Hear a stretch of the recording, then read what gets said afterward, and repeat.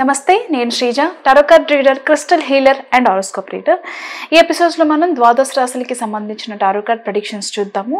అలాగే మీలో ఎవరికన్నా టారో కార్డ్ రీడింగ్ కోర్స్ కానివ్వండి, క్రిస్టల్ హీలింగ్, అలాగే లెర్నింగ్ అబౌట్ క్రిస్టల్స్ కానివ్వండి, ఆరా రీడింగ్ కానివ్వచ్చు, స్విచ్ వర్డ్ థెరపీ కావచ్చు, ఏదైనా కోర్సెస్ నేర్చుకోవాలన్న ఇంట్రెస్ట్ ఉంటే స్క్రీన్ మీద కనిపిస్తున్న నెంబర్స్కి కాల్ చేసి మీరు వివరాలు అడిగి తెలుసుకోవచ్చు.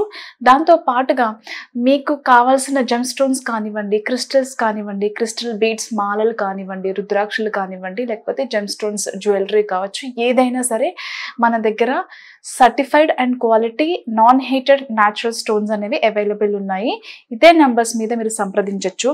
మీకు తెలిసిందే, మనం యానిమల్స్కి సేవ చేస్తూ ఉంటాము. మనం ఎవరి దగ్గర నుంచి నాట్ ఈవెన్ సింగిల్ రూపీ అనేది డొనేషన్ రూపంలో ఎక్స్పెక్ట్ చేయట్లేదు. కానీ మీ అంతట మీరు చాలానే చేయొచ్చు. యానిమల్స్కి మంత్లో మనం చాలా ఎక్స్పెన్సెస్ చేస్తాం కదా, వాటిలోంచి ఒక 5% అయినా, అంటే ఒక 3%, 5%, 10% మీకు వీలైనంత వరకు మీ చేతులతో మీరే మీ ఇంట్లో ఏదైనా ప్రిపేర్ చేసి కానివ్వండి, లేకపోతే మీరు తినే దానిలో కొంచెమైనా సరే యానిమల్స్కి, స్టేరీ యానిమల్స్కి ఫుడ్ డొనేట్ చేస్తారని చెప్పి ఆశిస్తున్నాను.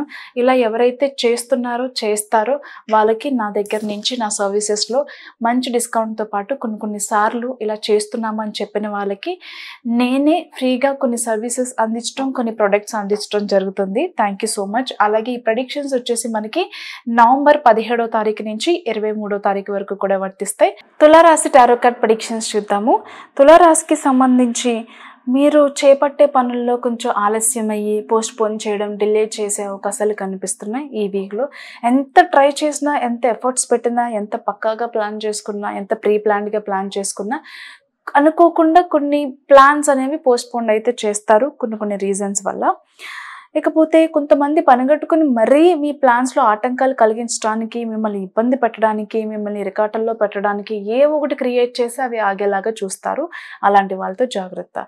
ఇకపోతే ఎక్కడైనా డబ్బులు బిజినెస్లో ఇన్వెస్ట్ చేసే ముందు స్టాక్ మార్కెట్ కానివ్వండి, కొన్ని యాప్స్లో మీరు ఏదైనా ఇన్వెస్ట్మెంట్ చేయాలి, పేమెంట్స్ చేయాలి అనుకున్నప్పుడు కానివ్వండి, లేకపోతే ఎక్కడికైనా ఒక ల్యాండ్ ఇన్వెస్ట్మెంట్ చేయాలనుకున్నా, పలానా వాళ్ళు ఏదైనా మీకు జాబ్ ఆపర్చునిటీ ఉంది, మీరు ఇంత పే చేయండి ఇప్పిస్తాము హై సాలరీ అని చెప్పినా, లేకపోతే ఎవరైనా ఇలా రకరకాల రీజన్స్, ఏ రీజన్ అయినా సరే ఎక్కడైనా మీరు డబ్బులు ఇన్వెస్ట్ చేయాల్సింది వస్తుంది అనుకున్నప్పుడు జాగ్రత్తగా ఉండండి. మోసపోయే అవకాశాలు ఉన్నాయి.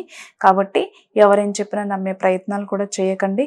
కొంతమంది వర్క్ స్పేస్లో కూడా మిమ్మల్ని రెచ్చగొట్టడానికి, మీరు అనలేని మాటలు అన్నారని చెప్పి మిమ్మల్ని ఇరికించడానికి చూస్తూ ఉంటారు. వర్క్ స్పేస్లో పేషెన్స్ అనేది చాలా అవసరం.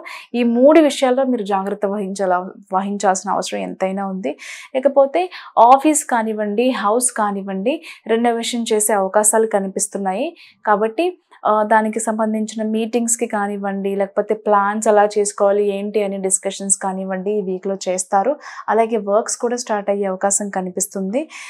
పార్ట్నర్షిప్లో అందరితో మీకు సఖ్యత ఉన్నప్పటికీ కూడా ఒక్క పర్సన్తో కొన్ని చికాకులు ఉండే అవకాశం ఉంది. వాళ్ళని అబ్జర్వ్ చేస్తూ ఉండండి, గొడవ అయితే పడద్దు.